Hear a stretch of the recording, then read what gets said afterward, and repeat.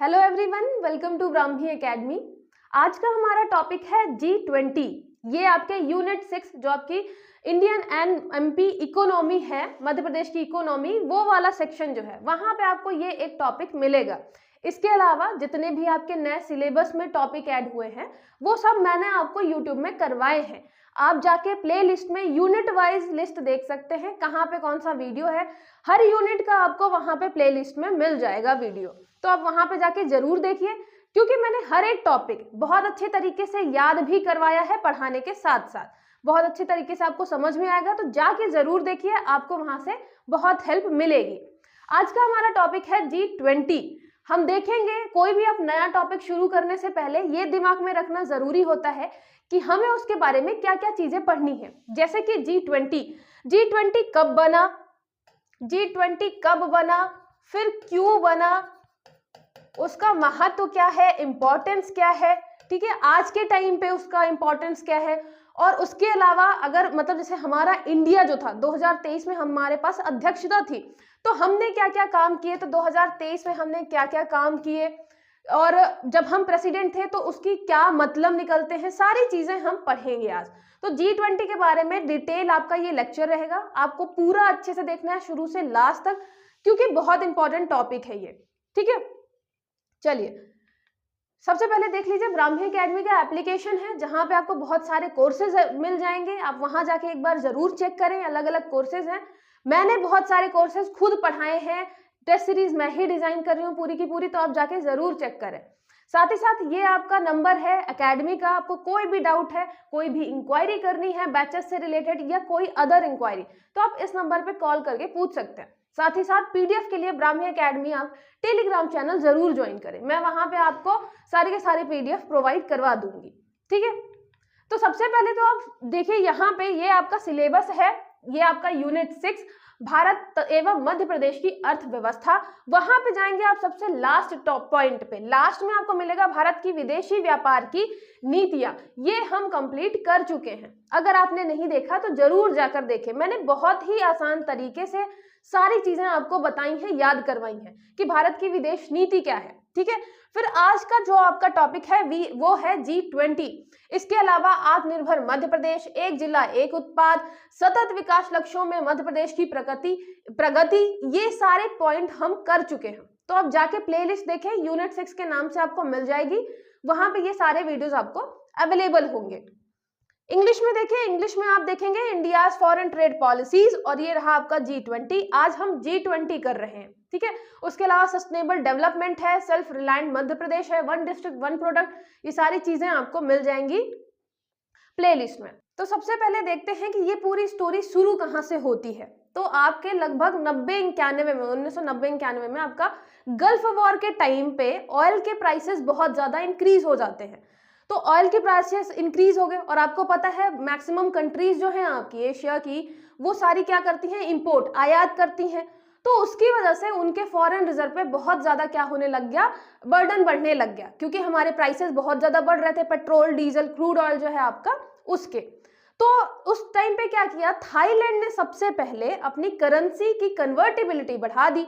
उसकी वजह से क्या हुआ, उसकी वजह से उसकी जो करेंसी थी उसका डिवैल्यूएशन हो गया, और जैसे ही एक देश पे फर्क पड़ा, उसका डिवैल्यूएशन हुआ उसकी करेंसी का, तो आसपास के जितने भी और देश थे, आपके एशियन कंट्रीज थी, वहां भी वो फर्क दिखने लग गया। और धीरे धीरे लगभग आपके 1997-98 में एशियन जो फाइनेंशियल क्राइसिस है, जैसे हिंदी में बोलते हैं एशियाई वित्तीय संकट, ये आ गया।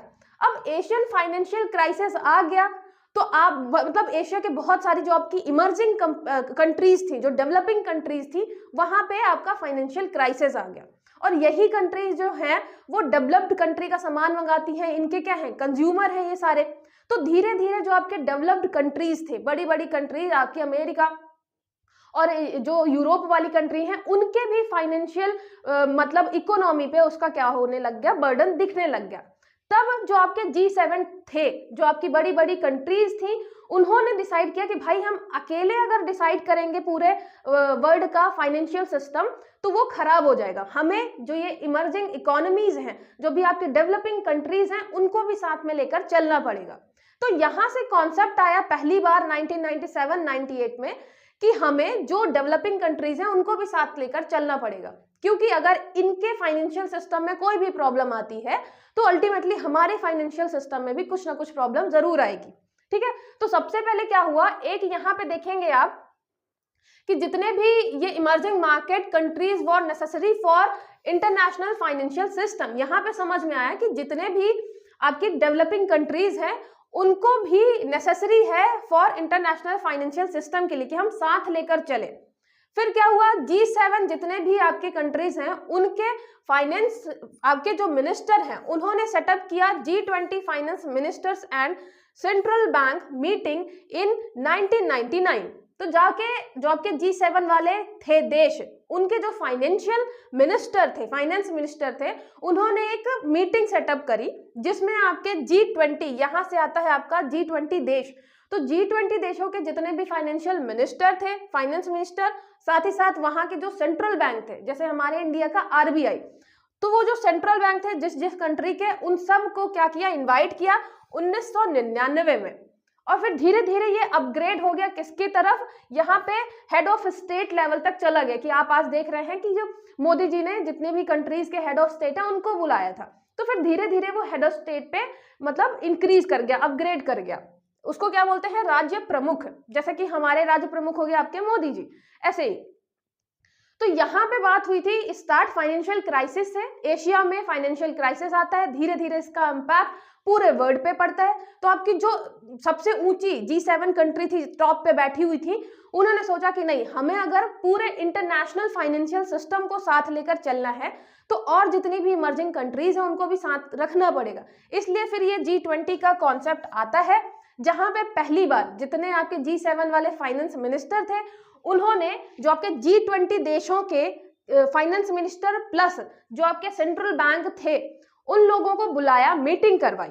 फिर ऐसा धीरे धीरे अपग्रेड होते होते आपके स्टेट जो आपके मतलब यहाँ पे हेड ऑफ स्टेट होते हैं वो भी मिलने लग गए हैं। ठीक है, तो ये आपका बेसिक था G20 का कि कहाँ से शुरुआत होती है। नहीं तो शुरू में तो वही G7 को लग रहा था जरूरत ही नहीं है किसी की, हम बिल्कुल टॉप पे चल रहे हैं, हमारे पास इतना ज्यादा ट्रेड है, हमारे पास इतना ज्यादा GDP है, तो किसी की जरूरत नहीं है। लेकिन वही है, आवश्यकता ही आविष्कार की जननी होती है। जैसे ही एशियन फाइनेंशियल क्राइसिस आया तो G7 से फिर हमारा G20 बन गया। ठीक है, फिर यहाँ पे आपका थर्ड समिट होता है 2009 में पिट्सबर्ग में। तो यहाँ पे क्या होता है, मतलब यहाँ से चालू होता है आपका G20 designated as premier forum for international economic cooperation. अब याद रखिएगा, यहाँ 2009 में जाके जब थर्ड समिट होता है तब हम बोलते हैं G20 को इंटरनेशनल इकोनॉमिक कोऑपरेशन, एक फोरम है, प्रीमियर फोरम है जिसका नाम है इंटरनेशनल इकोनॉमिक कोऑपरेशन। हम शुरुआत में वैसे भी किसके लिए मिल रहे थे, फाइनेंशियल क्राइसिस को, इंटरनेशनल जो आपका फाइनेंशियल सिस्टम है उसको मेंटेन रखने के लिए। ठीक है, तो यहाँ फिर हो गया प्रीमियर फोरम के रूप में नामित किया गया G20 को, अंतरराष्ट्रीय आर्थिक सहयोग, इंटरनेशनल इकोनॉमिक कोऑपरेशन। पहले 2010 तक क्या होता था, सेमी एनुअली होता था, मतलब हर 6 महीने में होता था। 2011 से क्या होने लग गया, एक साल में होने लग गया। आप अभी देख ही रहे हैं कि हर एक साल आपका G20 समिट होता है। तो जो 2010 तक जो है सेमी एनुअली था, मतलब 6-6 महीने में मिलते थे। फाइनेंशियल सिस्टम खराब हो रखा था तो जल्दी जल्दी मिल रहे थे। फिर 2011 से वो एनुअली मिलने लग गए। आपको यहाँ पे डेट भी, ईयर भी याद रखना है, ये भी याद रखना है कि कब से हमने इंटरनेशनल इकोनॉमिक कोऑपरेशन स्टार्ट किया बुलाना, कब इस्टेब्लिशमेंट ईयर हुआ। उसके साथ साथ ये भी याद रखना है कि पहली बार जब हम मिले थे तो ये नहीं था कि आपके हेड ऑफ स्टेट गए थे, जो राज्य प्रमुख होते हैं, पहली बार जब मिले थे तो finance minister plus central bank उनको बुलाया हुआ था। ठीक है, ये हो गया 2010 में हमने कह दिया बस अब 6 महीने मत करो, अब हमें 11 से कर दिया कि हमें साल साल में करना है। ठीक है, तो 10 में हमने बस कर दी, बस अब इससे ज्यादा 6 महीने नहीं हो पाएगा, इतना ज्यादा टाइम नहीं रहता हमारे पास, हर 6 महीने मीटिंग कर रहे हैं G20 की। ठीक है, तो ये हो गया आपका G20।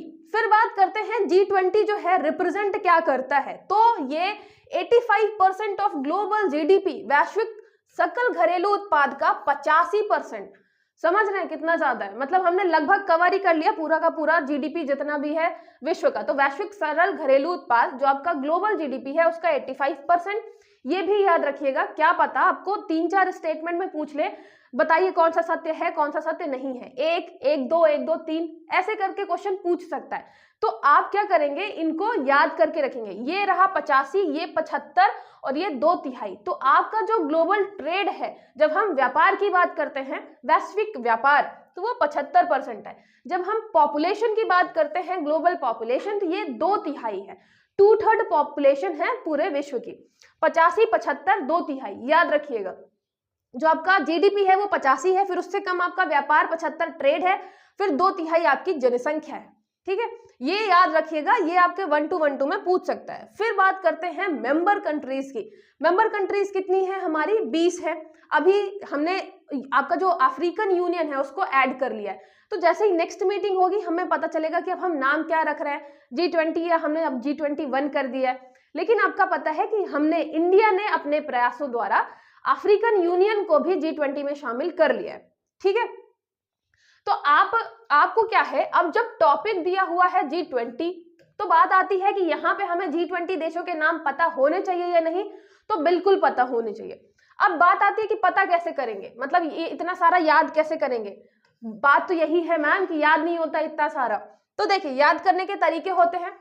सबसे पहले तो आप क्या करेंगे, कंट्रीज वाइज याद करेंगे। अगर आपने मेरा मैप वाला नहीं देखा वीडियो तो जाकर जरूर देखें, आपको वर्ड की पूरी मैंने कंट्रीज बताई है, याद करवाया है। तो यहाँ पे आपका क्या करना है, कॉन्टिनेंट वाइज, महाद्वीप वाइज पढ़ना है। कॉन्टिनेंट वाइज पढ़ेंगे, जैसे कि आपका हो गया, सबसे पहले हम पढ़ते हैं आपका नॉर्थ अमेरिका।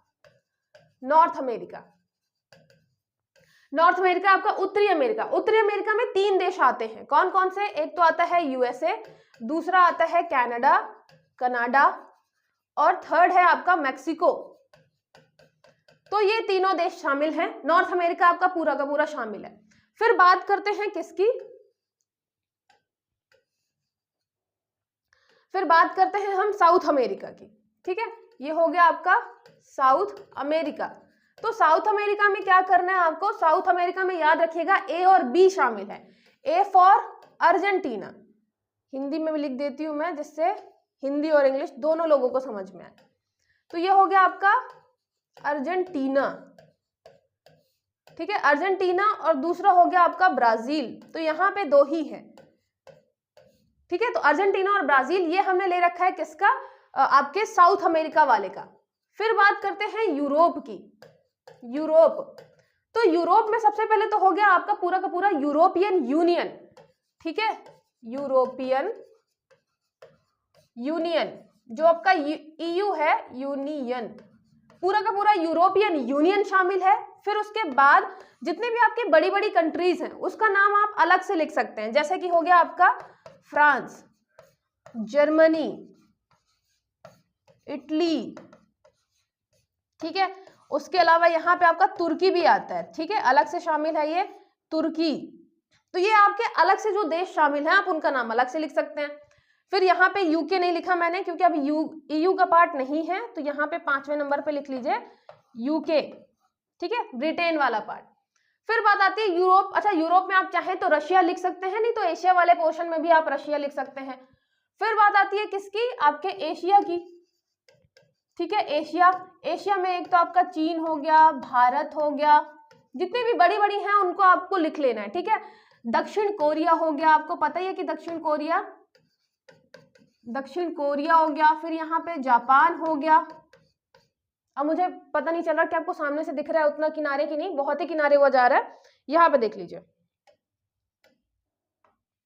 ठीक है, तो ये हो गया आपका इंडिया, जापान, चीन, दक्षिण कोरिया,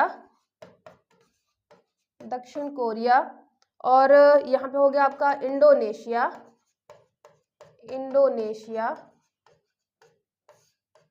ठीक है, और आपका एक ऑस्ट्रेलिया वाले में चले जाएंगे तो ऑस्ट्रेलिया में आपका सिर्फ ऑस्ट्रेलिया शामिल है, ऑस्ट्रेलिया। आई होप यहाँ पे सारे देश आपके हो गए हैं। ये आपको कहाँ कॉन्टिनेंट वाइज करने हैं, महाद्वीप आप देखेंगे एक एक, उससे ज्यादा इजी रहेगा। अब देखिए यहाँ, अच्छा यहाँ पे एशिया में एक और चीज आपको मिलेगी, सऊदी अरब। अब याद रखिएगा सऊदी अरब जो है वो बस शामिल है ना, बहरीन, कतर, कुवैत, यूएई ये सारे नहीं शामिल है। अब यहाँ पे देख लेते हैं पूरा का पूरा मैप एक बार।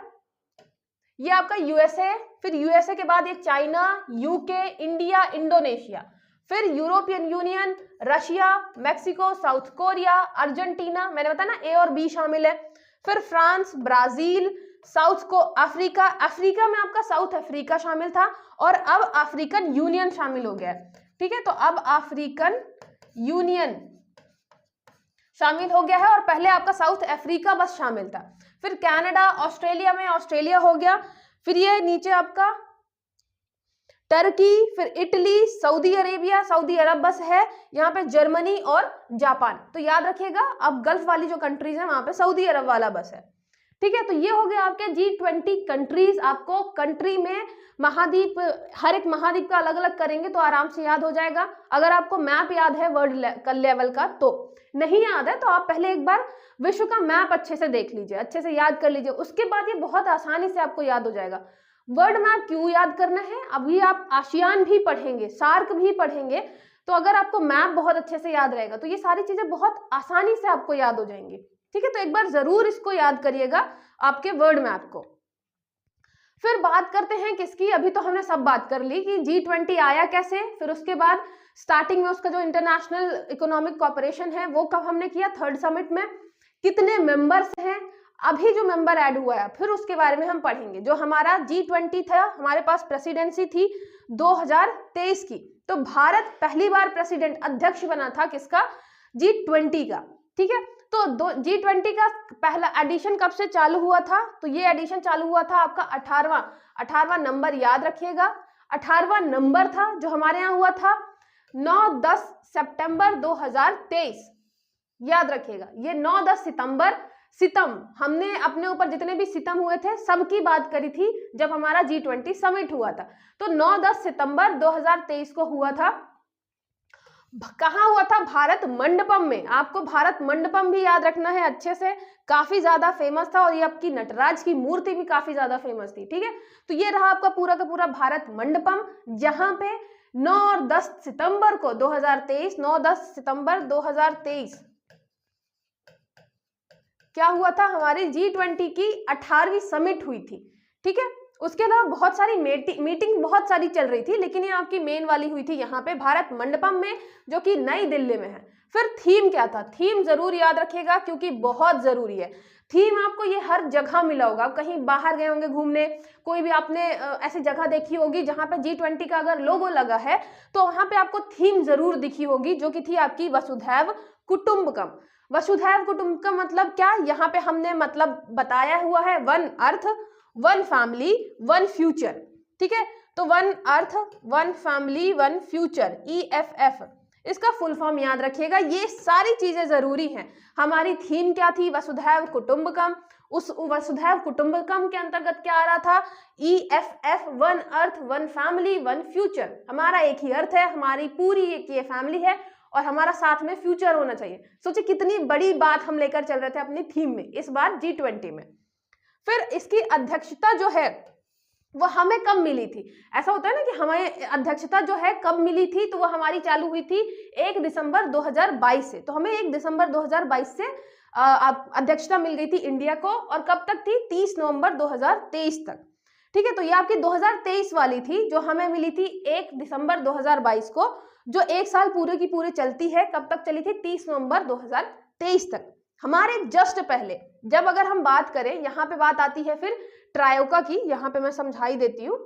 तो फिर ट्रायोका क्या होता है, ट्रायोका मतलब 3 देशों का समूह, और ये 3 देश होते कौन कौन से हैं, ये एक ऐसा देश होता है जहां पहले आपका जो G20 है वो मतलब ऑर्गेनाइज हो चुका है।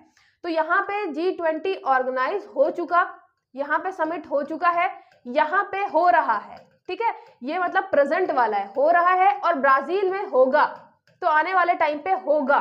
तो याद रखिएगा ट्रायोका क्या कहलाता है, 3 देशों का समूह, जिसमें जिस कंट्री में पहले हो चुका है वो शामिल होता है, जिसमें हो रहा होता है वो शामिल होता है, और जिसमें होगा फ्यूचर में वो शामिल होता है।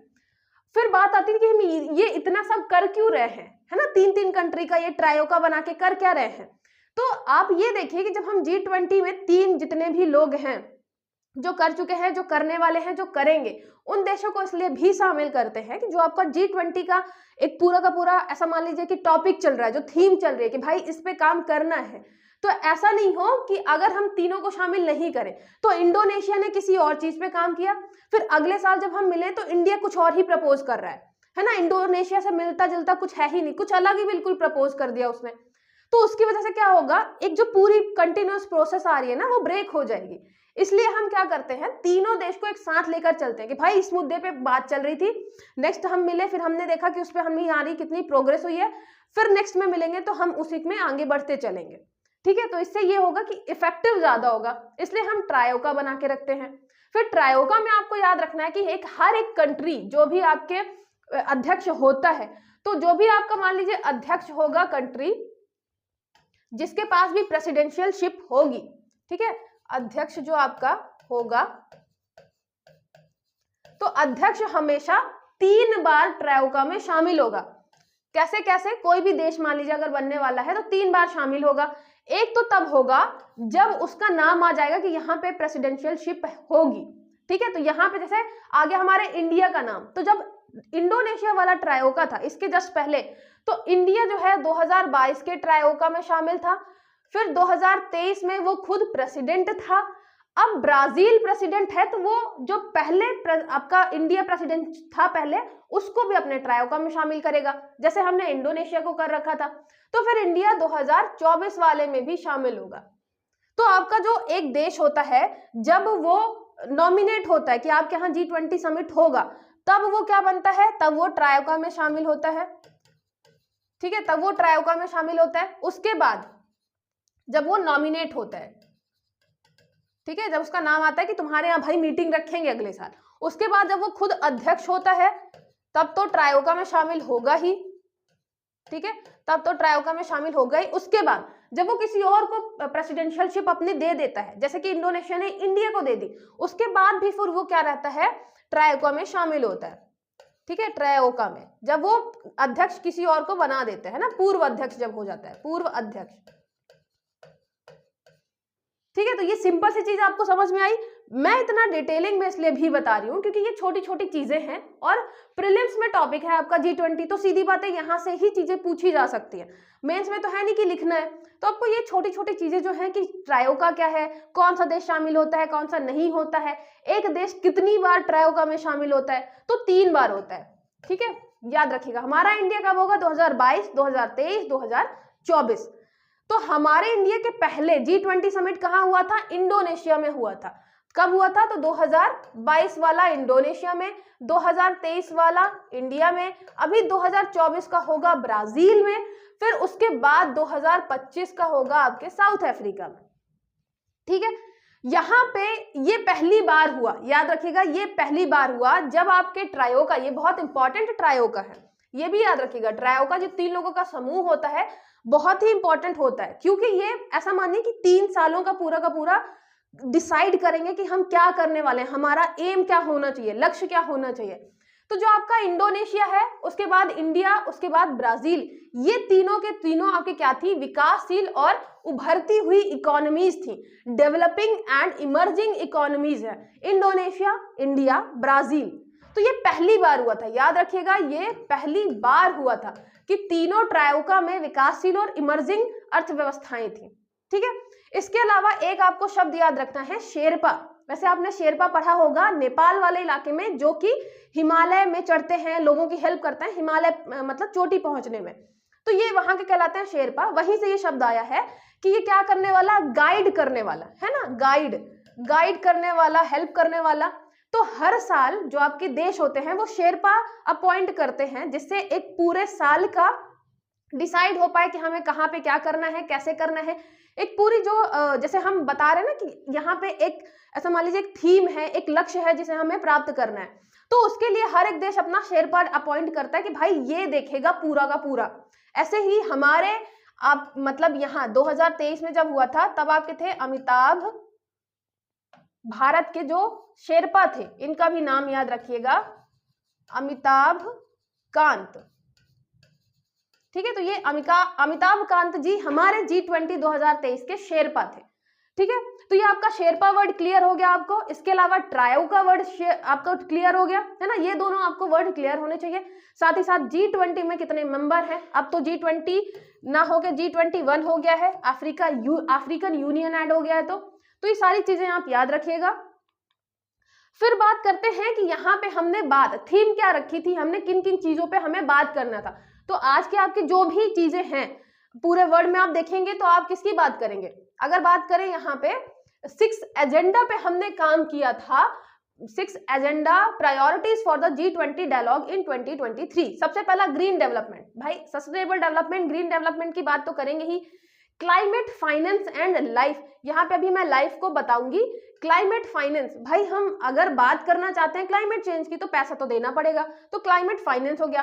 Accelerated inclusive and resilient growth, जब हम वृद्धि की बात करते हैं तो हम यहाँ पे इंक्लूसिव ग्रोथ की बात करते हैं, रेजिलिएंट की बात करते हैं, एक्सीलरेटेड कि बिल्कुल एक्सीलरेट हो, उसके अलावा एक्सीलरेटिंग प्रोग्रेस ऑन SDG, हमारा जो सस्टेनेबल डेवलपमेंट गोल है जिससे हम अभी काफी दूर चल रहे हैं, उसे हमें प्राप्त करने के लिए क्या करना पड़ेगा, थोड़ा अपनी ग्रोथ को बढ़ाना पड़ेगा, अपनी प्रोग्रेस को एक्सीलरेट करना पड़ेगा। फिर technological transformation, digital public infrastructure, हमें टेक्नोलॉजी पे काफी ध्यान देना पड़ेगा, चाहे वो क्लाइमेट चेंज के लिए हो, चाहे ग्रीन डेवलपमेंट के लिए हो, टेक्नोलॉजिकल ट्रांसफॉर्मेशन बहुत जरूरी है। साथ ही साथ डिजिटल पब्लिक इंफ्रास्ट्रक्चर, पब्लिक के लिए हम डिजिटल इंफ्रास्ट्रक्चर ज्यादा से ज्यादा बनाए, ये हमारा पूरे वर्ल्ड लेवल पे है, ये याद रखिएगा। ये जो आपके 6 एजेंडा है वर्ल्ड लेवल पे हम चल रहे हैं लेकर। फिर multilateral institutes for the 21st century, कि हमारे पास इंस्टीट्यूशन ऐसे होने चाहिए जो अलग अलग चीजों पे काम कर पाए। आपका UN हो गया, जैसे WHO हो गया, WTO हो गया, ऐसे ही हमें कुछ अच्छे अच्छे इंस्टीट्यूशन पे काम करना पड़ेगा। वुमेन लेड डेवलपमेंट, आपका एक होता है डेवलपमेंट फॉर वुमेन, तो हमें होता है ना कि आपकी महिलाओं के लिए डेवलपमेंट करना है। अब यहाँ पे एक शब्द है, ये आप अपनी मेंस की कॉपी में भी लिख सकते हैं, वुमेन लेड डेवलपमेंट, मतलब वुमेन ही क्या करे, वुमेन डेवलपमेंट करे, ना कि हम वुमेन के लिए डेवलपमेंट करें, तो वुमेन लेड डेवलपमेंट होना चाहिए। ये एक शब्द आप जरूर अपने छोटी वाली जो मैंने आपको बताई थी ना कि डायरी होनी चाहिए, वहां पे लिख के इसको नोट कर लीजिएगा, ठीक है। हिंदी में देख लें, महिला सशक्तिकरण की बात की गई है, लाइफ की बात की गई है, अभी हम लाइफ का फुल फॉर्म देखेंगे, पर्यावरण के लिए जीवन शैली, समावेशी, न्याय संगत और सतत विकास, सस्टेनेबल डेवलपमेंट की बात कर रहे हैं, तो सतत के साथ साथ समावेशी भी होना चाहिए, इंक्लूसिव भी होना चाहिए। स्वास्थ्य, कृषि, शिक्षा को लेकर वाणिज्य तक के क्षेत्र में डिजिटल हमें लाना है, साथ ही साथ डिजिटल सार्वजनिक अवसंरचना, तकनीक सक्षम विकास, हमें टेक्नोलॉजिकल एडवांसमेंट में काम करना है। कौशल मानचित्रण, संस्कृति, पर्यटन, जलवायु, वित्त पोषण, यहाँ पे क्लाइमेट फाइनेंस की बात की गई है। चक्रीय अर्थव्यवस्था, हमारा मतलब चक्रीय मतलब आपका रिसाइकिल जिसको बोलते हैं ना, वैसी आपकी इकोनॉमी होनी चाहिए। वैश्विक खाद्य सुरक्षा, फूड हमारा सिक्योरिटी, ग्लोबल फूड सिक्योरिटी की बात करते हैं, जैसे आपको पता है वॉर हो गया यूक्रेन और रशिया का, जिसकी वजह से ग्लोबल हंगर जो है और ज्यादा बढ़ गया, भूखमरी की प्रॉब्लम आ गई, खाद्य सुरक्षा की प्रॉब्लम आ गई, तो हम यहाँ पे वैश्विक खाद्य सुरक्षा मतलब ग्लोबल फूड सिक्योरिटी की बात कर रहे हैं। ऊर्जा सुरक्षा आपकी एनर्जी सिक्योरिटी है, ग्रीन हाइड्रोजन, आपदा जोखिम में कमी, अनुकूलन, इन सारी चीजों पे बात करेंगे। अच्छा, जब टॉपिक सोचेंगे कि वर्ल्ड लेवल पे हमें क्या बात करनी चाहिए, तो आपको पता है कि यही कुछ चीजें हैं जिन्हें हमें वर्ल्ड लेवल पे रखना है। उसके अलावा विकासात्मक सहयोग, आर्थिक अपराध के विरुद्ध लड़ाई और बहुपक्षीय सुधार, मल्टीलैटरल हमें काम करना है। अच्छा, ये जो आपके टॉपिक हैं ये आपके 4 ऑप्शन में आ सकते हैं कि इनमें से कौन सा है कौन सा नहीं है, लेकिन ये भी याद रखिएगा कि आपको बिल्कुल एक एक चीज याद करने की जरूरत नहीं है। जो भी आपको टॉपिक पूछेगा, जैसे यहाँ पे हमने आतंकवाद की बात नहीं करी है, तो वो एक अलग से टॉपिक दे देगा कि क्या हमने अपने एजेंडा में आतंकवाद को इंक्लूड कर रखा था, तो आप वहां पे कह देंगे कि नहीं कर रखा था। तो अगर स्टेटमेंट वाले क्वेश्चन आते हैं इस पॉइंट से कि क्या क्या एजेंडा था हमारा, तो उसमें भी आपके ऐसा स्टेटमेंट नहीं आएगा जो बहुत ही ज्यादा मिलता जुलता हो, तो ऐसा नहीं होगा कि आपको बिल्कुल एक एक लाइन एक एक शब्द याद करना है। ओवरऑल आप कॉन्सेप्ट समझ के भी चलेंगे तो आपका काम हो जाएगा, ठीक है। फिर बात करते हैं हमने अतिथि देश कौन कौन से बुलाए हैं। आपको भी पता है कि इसमें से बहुत सारी कंट्रीज थी जो कि अभी डेवलपिंग है, इमर्जिंग इकोनॉमीज हैं, लेकिन G20 में इंक्लूड नहीं है। जैसे कि आपका बांग्लादेश, मिस्र मतलब आपका इजिप्ट, ठीक है, इजिप्ट की बात कर रहे हैं, मॉरिशस की बात कर रहे हैं, नीदरलैंड, और सोचिए नीदरलैंड शामिल नहीं है, नाइजीरिया, ओमान, सिंगापुर शामिल नहीं है, स्पेन और ये आपका यूएई, इतनी बड़ी बड़ी अभी कंट्रीज हैं, इतनी बड़ी बड़ी इकोनॉमीज हैं जो कि इंक्लूड नहीं है। तो हमने इन सबको अतिथि गेस्ट के रूप में बुला रखा था, ठीक है, गेस्ट के रूप में बुला रखा था। आपको ये भी एक दो बार जरूर देखना है कि कौन कौन सी कंट्रीज हैं। वैसे भी आपको ये पता होना चाहिए कि जितनी भी आपकी इंपॉर्टेंट है बड़ी बड़ी, वो तो G21 में शामिल हो गई, लेकिन उसके अलावा आपका यूएई हो गया, उसके अलावा यहाँ पे सिंगापुर हो गया, ओमान हो गया, स्पेन हो गया, नाइजीरिया, नीदरलैंड, मॉरिशस, इजिप्ट, मिस्र, बांग्लादेश, ये जो आपके देश हैं ये भी काफी अच्छा परफॉर्म कर रहे हैं, इनकी इकोनॉमी काफी अच्छा परफॉर्म कर रही है, लेकिन इंक्लूड नहीं है। ठीक है, तो एक दो बार पढ़िएगा, यहां से अगर क्वेश्चन आता है तो बहुत ही ज्यादा, मतलब अफ्रीका कि कोई बहुत ही अलग कंट्री दे देगा या कोई आइलैंड कंट्री बता देगा कि वो शामिल है कि नहीं है, हमने उसे अतिथि देश में बुलाया था कि नहीं। तो अगर बाई चांस यहाँ से ऐसे क्वेश्चन आते हैं कि मतलब ज्यादा ही कठिन बनाने के चक्कर में देख दे, तो एक दो बार जरूर आप ये देख लीजिएगा। ठीक है, वैसे अगर आपको मैप याद है तो इनसे सीधे सीधे ये आपको पता चल जाएगा कि हम किन किन बड़ी इकोनॉमीज की बात कर रहे हैं। करंट से अगर आप अपडेटेड हैं तो आपको ये सारे जितनी भी कंट्रीज हैं उनका नाम याद करने में ज्यादा प्रॉब्लम नहीं आएगी। यूएई, स्पेन, सिंगापुर, ओमान, ये सब बड़ी बड़ी कंट्रीज हैं, इकोनॉमी इनकी अच्छी खासी है। ठीक है, नेक्स्ट हो गया आपका कि हमने यहाँ पे इंडिया ने जो एक बात करी किसकी, लाइफ की। लाइफ क्या है, सतत विकास के लिए जीवन शैली, यहाँ पे है लाइफस्टाइल फॉर सस्टेनेबल डेवलपमेंट, ये याद रखिएगा लाइफ का फुल फॉर्म है ना। तो लाइफ हो गया आपका लाइफस्टाइल फॉर सस्टेनेबल डेवलपमेंट। जैसे कि मान लीजिए कि हम बहुत ज्यादा ग्रीन एनर्जी की बात करते हैं, हमने बहुत ज्यादा सोलर प्लांट लगा लिए, हमने इलेक्ट्रिसिटी जनरेट कर ली, लेकिन क्या मतलब निकला कि अगर आप इलेक्ट्रिसिटी घर में वेस्ट कर रहे हैं, आप फालतू में एसी चलाकर छोड़ जाते हैं, आपने फालतू में लाइट जला रखी है, तो एक तरफ तो हम क्या कर रहे हैं, एनर्जी की रिसोर्सेस हम कि भैया हम ग्रीन एनर्जी डेवलप कर रहे हैं, दूसरी तरफ आप एनर्जी वेस्ट कर रहे हैं बहुत ज्यादा फालतू में। तो इसके लिए ये कॉन्सेप्ट दिया हमने इस बार 2023 में कि हमें अपना जो लाइफस्टाइल है वो कैसा बनाना चाहिए जो सस्टेनेबल डेवलपमेंट पे ध्यान दे। आपको इलेक्ट्रिसिटी बचाना है, पानी बचाना है, सारी चीजों पे हमें ध्यान देना है। ठीक है, तो लाइफस्टाइल में अगर हम चेंज करेंगे तो सोचिए धीरे धीरे अगर आपकी सोसाइटी एक्सेप्ट करती है ऐसे लाइफस्टाइल जो कि सस्टेनेबल हो, तो हम धीरे धीरे सस्टेनेबल डेवलपमेंट गोल की तरफ जाने लगेंगे। ठीक है, तो ये हो गया आपका लाइफ, ये जरूर याद रखिएगा। इस बार का हमारा जो है वो मेन क्या था, टारगेट लाइफस्टाइल। दूसरा टारगेट क्या है, भारत ने पहली बार voice of the global south शिखर सम्मेलन आयोजित किया। मतलब यहाँ पे हम बात कर रहे हैं voice of the global south summit. ठीक है, ग्लोबल साउथ समिट, जितने भी आपके, जैसे हम पूरा वर्ल्ड मैप देखेंगे तो हम साउथ की बात करें, ग्लोबल साउथ की बात करें तो ग्लोबल साउथ समिट हमने अलग से क्या किया था, ये यहाँ पे पहली बार voice of the global south summit सम्मेलन आयोजित किया था। ठीक है, जिसमें 125 कंट्री आपकी पार्टिसिपेट कर रही थी। तो हमने G20 भी किया, साथ ही साथ यहीं पे हमने क्या कर लिया, ग्लोबल साउथ समिट भी किया। ठीक है, तो यहाँ पे उसमें कितनी कंट्रीज आई थी, 125 कंट्री आई थी, तो ये भी याद रखिएगा। उसमें क्या हुआ था, फिर नेक्स्ट हुआ आपका African union admission into the G20 as a permanent member. तो आपका अफ्रीकन यूनियन जो है, ऐसा नहीं कि गेस्ट मेंबर बना है, कुछ भी परमानेंट मेंबर बन गया है, तो ये भी याद रखिएगा। ठीक है, आपका जो G20 में परमानेंट मेंबर बन गया है अफ्रीकन यूनियन। और जब आप करंट पढ़ेंगे, मैं अभी करंट की चीजें बहुत ज्यादा डिटेल में नहीं जा रही हूँ कि अफ्रीकन यूनियन में कितने मेंबर हैं, कौन आया था हमारे यहाँ, और मतलब जो हेड कौन है इसका, और ये सारी चीजें आप जब करंट पढ़ते हैं वहां पे भी इंक्लूड हो जाएंगी, है ना। अभी हम G20 के मेन मुद्दे की बात कर रहे हैं कि अफ्रीकन यूनियन उसमें शामिल हो गया, अब G20 से G21 देश हो गए हैं। अफ्रीकन यूनियन कब शामिल हुआ, जब प्रेसिडेंसी हमारे पास थी, अध्यक्षता इंडिया कर रहा था। इंडिया का मेन टारगेट क्या था कि पहले भाई हम लाइफ पे बात करेंगे, दूसरा यहाँ पे हमने एक क्या किया, ग्लोबल साउथ समिट करवाया जिसमें 125 कंट्रीज थी, उसके अलावा हमने अफ्रीकन यूनियन को परमानेंट मेंबर बनवाया।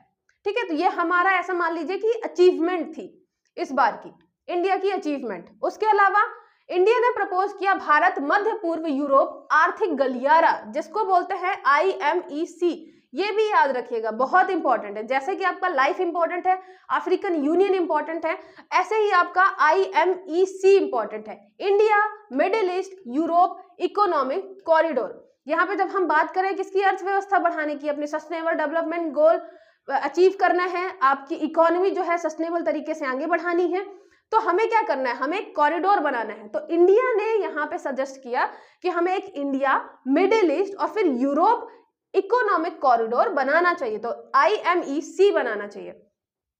उसके अलावा US, UAE, European union, France, Italy and Germany sign a memorandum of understanding, जिसको बोलते हैं आप MOU, to establish the India Middle East Europe economic corridor. और हमने साइन भी कर दिया, मतलब इनिशिएट भी कर दिया है ये प्रोसेस आपकी जो है आपके इंडिया, मिडिल ईस्ट और यूरोप इकोनॉमिक कॉरिडोर में, जिसमें कौन कौन है, आपका UAE है बीच में, मिडिल ईस्ट वाला जो हो गया, फिर यहाँ पे यूरोपियन यूनियन यूरोप की तरफ से हो गया, इसके अलावा फ्रांस और इटली ने भी कर दिया है, साथ ही साथ आपके US ने भी कर दिया, ठीक है। तो इन सब के बीच MOU साइन हो गया है आपके IMEC के लिए। तो ये बहुत ही बड़ा कदम था, जैसे कि आपका अफ्रीकन यूनियन का शामिल होना आपके G20 में परमानेंट मेंबर की तरह, सेम ऐसे ही ये भी इंपॉर्टेंट है, IMEC India middle east Europe corridor, ठीक है। और ये भी याद रखिएगा कितने लोग अभी इन्होंने MOU साइन कर दिया है। आपका एक तो हो गया जर्मनी, यहाँ पे देख लीजिए कितने देश हो गए, जर्मनी, इटली, फ्रांस, आपका EU हो गया 4, UAE 5, US 6, ठीक है। तो यहाँ पे आपकी 6 कंट्रीज हो गई इंडिया के साथ जिन्होंने MOU साइन कर लिया कि हम इस पे काम बढ़ाएंगे आगे, ठीक है। तो ये इंडिया की अचीवमेंट थी G20 समिट की। उसके अलावा फिर देख लेते हैं कि अपने मध्य प्रदेश में हमने क्या क्या किया। मध्य प्रदेश में G20 global governance with life value and well being 16 और 17 जनवरी को हुआ था। तो यहाँ पे ग्लोबल गवर्नेंस की बात करी हमने, global governance with life value and well being, ठीक है। तो एक गवर्नेंस वाली मीटिंग हुई है, गवर्नेंस की, यहाँ पे ग्लोबल गवर्नेंस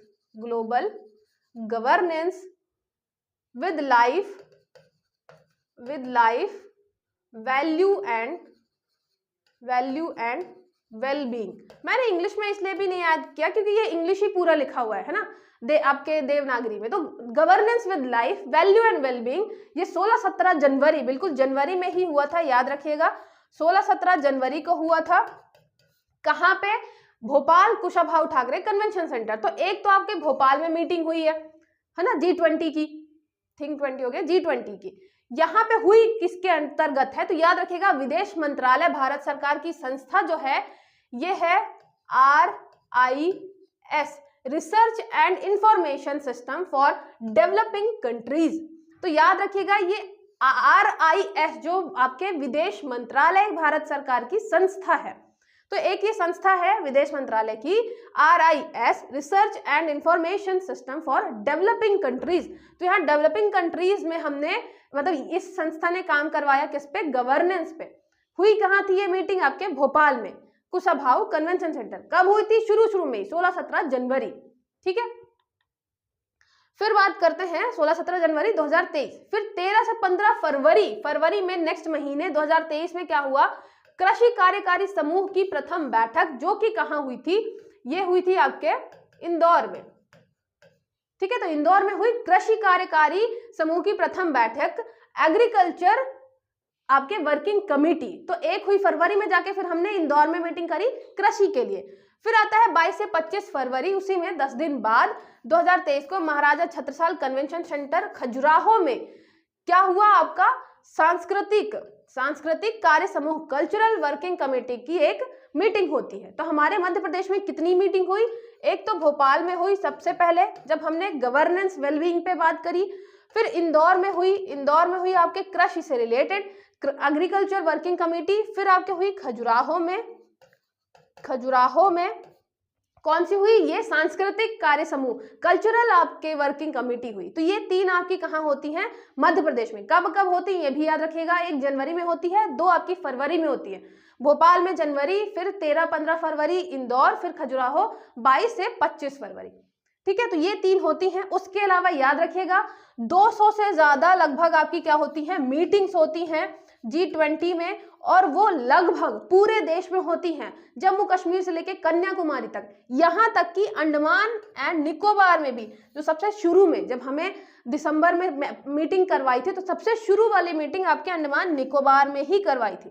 हमने इस चीज पे भी ज्यादा फोकस किया कि हमारा मतलब पर्यटन जो है वो बहुत ज्यादा बढ़े, इसके लिए हमने पूरे देश को शामिल कर रखा था। एमपी के आपके 3 जो है वो क्या आए थे, जिले आए थे, 3 आपके शहर आए थे, भोपाल, इंदौर और खजुराहो, जहां पे हमने मीटिंग करवाई थी। तो ये बहुत ही अच्छा हमारा पूरा का पूरा लक्ष्य था, इंडिया को प्रमोट करने का, ग्रो करने का। साथ ही साथ इंडिया ने बहुत बड़े बड़े काम भी किए। तो आपको याद क्या क्या करना है, एक तो लाइफ याद रखना है, India Middle east economic corridor याद रखना है, उसके अलावा अफ्रीकन यूनियन हमने शामिल कराया है वो याद रखना है, अफ्रीकन यूनियन आपका IMEC में कितने लोगों ने MOU साइन किया वो याद रखना है, स्टार्ट कब हुआ था G20 वो याद रखना है, आपको ट्रायोका याद रखना है, ठीक है, ट्रायोका याद रखना है, शेरपा के बारे में याद रखना है, शेरपा। अभी इसके बाद 2024 में कौन करवाएगा उसको याद रखना है। तो ये सारी चीजें जो हैं G20 से रिलेटेड वो आपको याद रखनी है। फिर बात आती है क्वेश्चन कैसे बनेंगे। तो मैंने बीच बीच में आपको बहुत सारी ऐसी चीजें बता दी हैं जिससे आपको अंदाजा आराम से लग जाए कि क्वेश्चन कैसे बनने वाले हैं इसमें। और ये सारी चीजें जो मैंने लिखी है ना, एस्टेब्लिशमेंट ईयर है ना, और उसके अलावा जो हमारा टारगेट था, टारगेट क्या है आपके किसके फॉर्म में पूछ सकता है, स्टेटमेंट के फॉर्म में। तो ये सारी चीजें आपके किस में आ सकती है, मध्य प्रदेश से जो भी रिलेटेड है, मध्य प्रदेश वाला जो भी है आपका वो पूछा जा सकता है। तो ये सारे आपके प्रीलिम्स के क्वेश्चन होंगे, ठीक है। आई होप आपको सारी चीजें बहुत अच्छे से समझ में आई हो। कोई भी डाउट है तो आप जो अकेडमी का नंबर है उसमें कॉल या मैसेज करके पूछ सकते हैं या कमेंट भी कर सकते हैं, ठीक है। पढ़ते रहिए, मिलते हैं नेक्स्ट लेक्चर में।